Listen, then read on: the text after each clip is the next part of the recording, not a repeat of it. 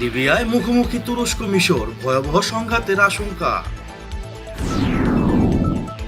ভারতের বিরুদ্ধে কাশ্মীরিদের সংগ্রামে সমর্থন অব্যাহত থাকবে, শহীদ দিবসে পাকিস্তান। এবার আল আকসা উদ্ধারের ঘোষণা এরদোয়ানের।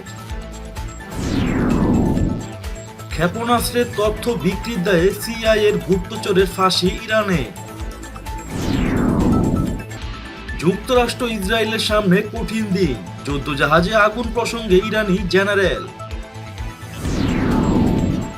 হায়া সোফিয়াকে মসজিদে রূপান্তরের সিদ্ধান্তে ইইউ নিন্দা, রাশিয়ার সমর্থন। চীনের সঙ্গে চুক্তির পর রেল প্রকল্প থেকে ভারতকে বাদ দিল ইরান। দক্ষিণ চীন সাগরে চীনের দাবি উড়িয়ে দিল আমেরিকা, পাল্টা তোপ বেইজিং এর। সিরিয়ায় বিস্ফোরণে বেশ কয়েকজন রুশ ও তুর্কি সেনা আহত। মহাসাগরে পাক চীন যৌথ হুমকির মুখে ভারত। লিবিয়ায় সন্ত্রাসী পাঠাচ্ছে তুরস্ক, বলল মিশর। এবং সবশেষে থাকছে ইতালিতে বাংলাদেশিদের আজীবন নিষিদ্ধের দাবি কট্টরপন্থীদের। লিবিয়ায় তুরস্ক মিশরের পাল্টাপাল্টি অবস্থানের কারণে ভয়াবহ সংঘাতের আশঙ্কা দেখা দিয়েছে। আল জাজিরা জানিয়েছে, লিবিয়ার বিদ্রোহী নেতা জেনারেল খলিফা হাফতারের অনুগত সংসদ দেশটিতে সামরিক হস্তক্ষেপ করার জন্য মিশরকে অনুমোদন দিয়েছে। অন্যদিকে যুদ্ধ বিরতির আগেই লিবিয়ার সিট্রে শহর এবং জুফরা বিমান ঘাঁটি ত্রিপলি ভিত্তিক সরকারের কাছে হস্তান্তর করার শর্ত দিয়েছে তুরস্ক। সোমবার এক বিবৃতিতে লিবিয়ার বিদ্রোহীদের সংসদ বলেছে, লিবিয়া এবং মিশরের জাতীয় নিরাপত্তা রক্ষার জন্য লিবিয়ায় সামরিক হস্তক্ষেপ করার অধিকার মিশরের সামরিক বাহিনীর রয়েছে। যদি দুদেশের নিরাপত্তা বিঘ্নিত হওয়ার আশঙ্কা দেখা দেয় তাহলে মিশর সামরিক হস্তক্ষেপ করতে পারে। 2011 সালে আরব বসন্তের প্রভাবে বিক্ষোভ ও গৃহযুদ্ধে লিবিয়ার দীর্ঘকালীন শাসক মোয়াম্মার আল গাদ্দাফির পদচ্যুতি ও নিহত হওয়ার পর দেশটি দুপক্ষে বিভক্ত হয়ে পড়ে। জাতিসংঘ স্বীকৃত লিবিয়ার সরকার রাজধানী ত্রিপলি সহ দেশটির পশ্চিমাঞ্চল নিয়ন্ত্রণ করতে থাকে।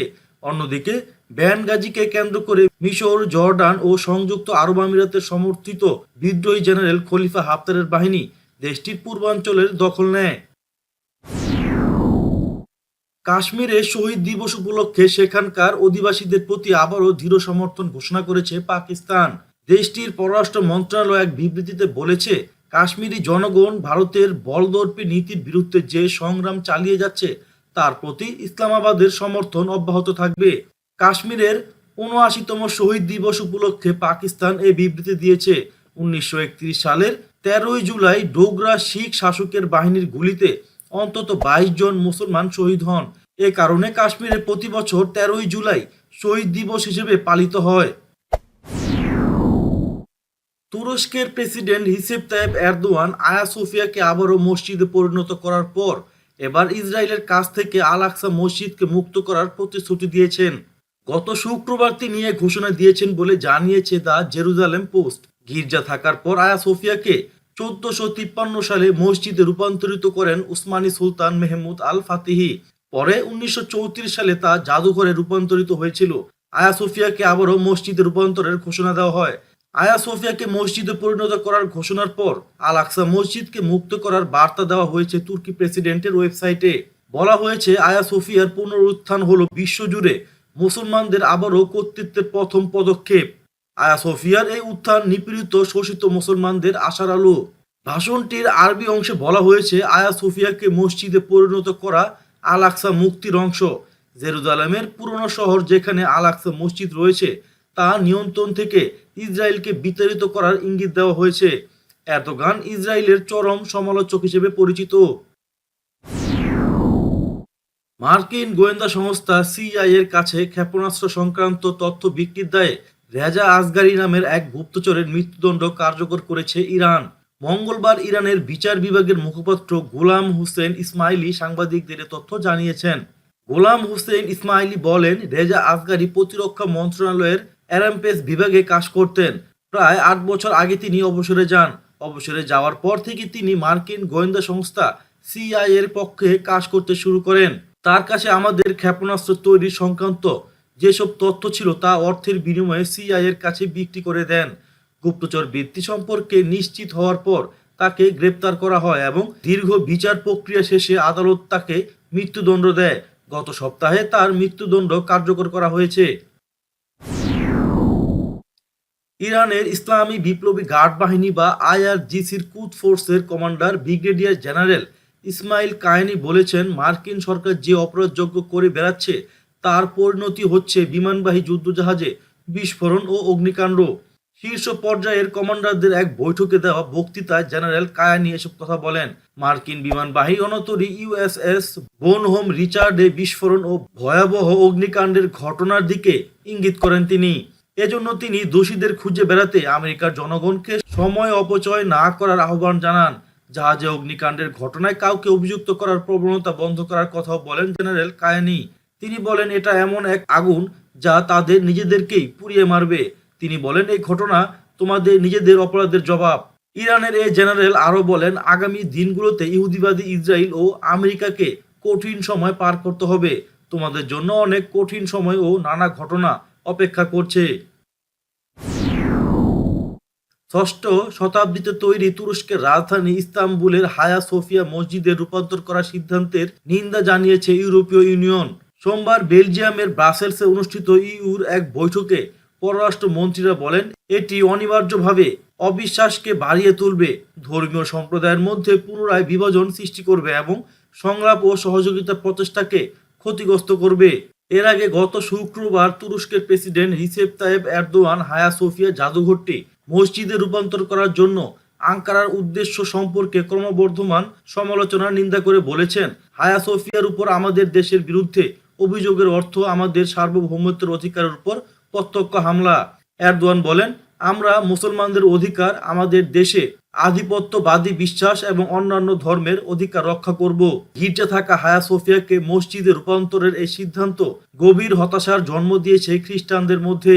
এদিকে হায়া সোফিয়া জাদুঘরকে মসজিদে রূপান্তর করতে তুরস্ক যে সিদ্ধান্ত নিয়েছে তাতে সমর্থন জানিয়েছে রাশিয়া।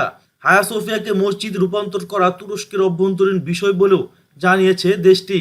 সংবাদ মাধ্যম মস্কো টাইমস জানিয়েছে, রাশিয়ার উপপররাষ্ট্র মন্ত্রী সের্গেই ভ্যারসিনিন বলেন, এটি সম্পূর্ণ তুরস্কের অভ্যন্তরীণ বিষয় এবং এতে বাইরের কোনো দেশের হস্তক্ষেপ কাম্য নয়। সের্গেই ভ্যারসিনিন আরও বলেন, বিষয়টি নিয়ে বিশ্বব্যাপী যে ব্যাপক প্রতিক্রিয়া সৃষ্টি হয়েছে সে বিষয়ে বলতে চাই, একটি দেশের অভ্যন্তরীণ বিষয়ে হস্তক্ষেপ করা উচিত নয়। চীনের সঙ্গে সাম্প্রতিক প্রতিরক্ষা চুক্তির পর এবার 4 বছর আগে স্বাক্ষরিত রেল প্রকল্পের চুক্তি থেকে ভারতকে বাদ দিয়েছে ইরান। গত সপ্তাহে লাইন স্থাপনের কাজ একতরফা উদ্বোধন করে এমন ইঙ্গিতই দিয়েছে দেশটি। তবে এখনই এ ব্যাপারে মুখ খুলতে রাজি নয় ভারতের পররাষ্ট্র মন্ত্রণালয়। নাম প্রকাশে অনিচ্ছুক একজন সরকারি কর্মকর্তা বলেছেন, পরেও প্রকল্পে জুড়ে যেতে পারি আমরা। চাবাহার সমুদ্র বন্দর থেকে আফগানিস্তান সীমান্ত লাগোয়া ইরানি শহর জাহেদান পর্যন্ত 628 কিলোমিটার দীর্ঘ পথে রেল চালানোর জন্য ভারত, ইরান ও আফগানিস্তানের মধ্যে একটি ত্রিদেশীয় চুক্তি হয়েছিল 2016 সালে। উদ্দেশ্য ছিল আফগানিস্তান ও মধ্য এশিয়ার দেশগুলোর সঙ্গে ভারতের একটি বিকল্প বাণিজ্য পথ গড়ে তোলা। দক্ষিণ চীন সাগরে চীনের সমস্ত দাবি উড়িয়ে দিয়েছে আমেরিকা। সংঘাত আরও বাড়িয়ে মার্কিন পররাষ্ট্রমন্ত্রী মাইক পম্পেও সোমবার সাফ জানান, দক্ষিণ চীন সাগরে নিজের কর্তৃত্ব কায়েম করতে গিয়ে চীন অন্য কয়েকটি দেশের সার্বভৌমত্বে আঘাত করেছে। বেইজিং অবশ্য পাল্টা তোপ দেখে বলেছে, আমেরিকার বয়ান একেবারেই অযৌক্তিক। হংকং নিয়ে চীনের সঙ্গে সংঘাতের পরে মাইক পম্পেও বলেন, দক্ষিণ চীন সাগরকে নিজের সাম্রাজ্য হিসেবে চীনকে ব্যবহার করতে দেবে না বিশ্ব। দক্ষিণ পূর্ব এশিয়ার মিত্র দেশগুলির পাশে আছে আমেরিকা। আন্তর্জাতিক আইন মেনে যে কোনো মূল্যে তাদের অধিকার ও সার্বভৌমত্ব রক্ষা করতে আমরা বদ্ধপরিকর। এদিকে আমেরিকার বয়ানে পাল্টা তোপ দেখেছে চীন।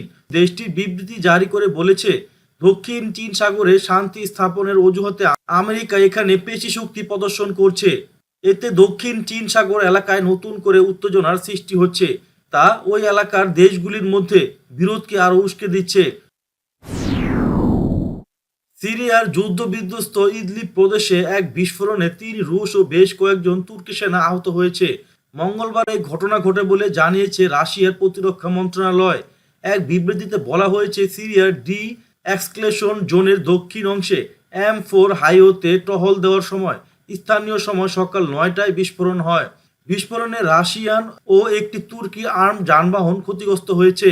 এতে 3জন রাশিয়ান সামান্য আহত হয়েছে। এছাড়াও বেশ কয়েকজন তুর্কি সেনাও আহত হয়েছে। ভারতের জন্য স্থল সীমান্তের পর এবার চীন পাকিস্তানের সম্মিলিত হুমকি ক্রমবর্ধমান হারে সমুদ্র সীমাতেও বাড়ছে। ভারত মহাসাগর অঞ্চলে চীনের যুদ্ধজাহাজগুলো নিয়মিত টহল দিচ্ছে, পাশাপাশি পাকিস্তানকেও সামুদ্রিক যুদ্ধ ক্ষমতা বাড়াতে সাহায্য করছে তারা। ফলে স্থল ও সমুদ্র সব দিকেই কোণঠাসা হয়ে পড়েছে ভারত। ভারতীয় প্রতিরক্ষা সংস্থার কর্মকর্তারা বলেছেন, চীন ভারত মহাসাগরে নিয়ন্ত্রণ বৃদ্ধির জন্য বিভিন্ন স্থানে নৌঘাঁটি স্থাপনের পাশাপাশি পাকিস্তানের নৌবাহিনী নতুন করে গড়ে তোলার ক্ষেত্রে সহায়তা করে যাচ্ছে চীন। এই দ্বিমুখী তৎপরতার মাধ্যমে তারা অব্যাহতভাবে ভারত মহাসাগরে আধিপত্য বিস্তারের পরিকল্পনা বাস্তবায়ন করে যাচ্ছে। তুরস্ক সংঘর্ষ কবলিত লিবিয়ায় দলে দলে সন্ত্রাসী পাঠাচ্ছে বলে অভিযোগ করেছে মিশর। জাতিসংঘে নিযুক্ত মিশরের স্থায়ী প্রতিনিধি মোহাম্মদ ইদ্রিস এই অভিযোগ করেছেন বলে খবর দিয়েছে রাশিয়ার ইংরেজি ভাষার নিউজ চ্যানেল রাশা টুডে। মোহাম্মদ ইদ্রিস তুরস্কের প্রতি ইঙ্গিত করে বলেন, কোনো দেশকে এখন লিবিয়ায় সন্ত্রাসী পাঠানোর কাজ বন্ধ করতে হবে। সন্ত্রাসীদের এক স্থান থেকে আরেক স্থানে নিয়ে যাওয়া তাদের অভ্যাসে পরিণত হয়েছে। তাদের এই অভ্যাস ত্যাগ করতে হবে বলেও তিনি উল্লেখ করেন। মহামারী করোনা ভাইরাসের প্রকোপ অনেকটা কাটিয়ে উঠেছে ইতালি। প্রায় 34,000 মানুষের মৃত্যুর পর স্বাভাবিক হচ্ছে দেশটির জীবনযাত্রা। এমন সময় বাংলাদেশ থেকে যাওয়া বেশ কজন প্রবাসীর শরীরে করোনা শনাক্ত হওয়ায় তাদের ফিরিয়ে দেওয়া হয়। একই কারণে বাংলাদেশের সঙ্গে সাময়িকভাবে বিমান চলাচল বন্ধ করেছে দেশটি। গেল সপ্তাহে ইতালির গণমাধ্যমেও বাংলাদেশিদের নিয়ে নেতিবাচক সংবাদ প্রকাশ পেয়েছে। দেশটির প্রভাবশালী একাধিক সংবাদ মাধ্যম খবর প্রকাশ করে মাত্র 3,000 টাকায় বাংলাদেশে করোনা নেগেটিভ সনদ পাওয়া যায়। এমন সনদ দিয়ে বাংলাদেশিরা ইতালি যাচ্ছে। করোনা ভাইরাস নিয়ে বাংলাদেশিদের সঙ্গে বিমান চলাচল বন্ধ সহ সামগ্রিক বিষয়ে ঢাকা এবং রোমের মধ্যে টানাপোড়েন শুরু হয়েছে বলে খবর প্রকাশ করেছে যুক্তরাষ্ট্র ভিত্তিক সংবাদ মাধ্যম ভয়েস অফ আমেরিকা। সংবাদ মাধ্যমটি বাংলা ভার্সনে প্রকাশিত খবরে বলা হয়েছে, ইতালির ইমিগ্রেশন বিরোধী রাজনৈতিক দলগুলো বাংলাদেশিদের দেশটিতে আজীবন নিষিদ্ধের দাবি তুলেছে।